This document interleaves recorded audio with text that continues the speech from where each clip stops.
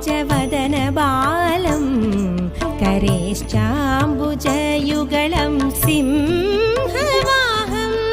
अङ्गे स्थितम् अम्बुजवदनबालं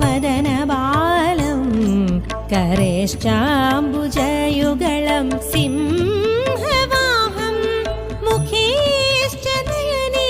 च सततं कृपारसं मुखेश्च नयने च सततं कृपारसं विशुद्धिचक्रस्थितं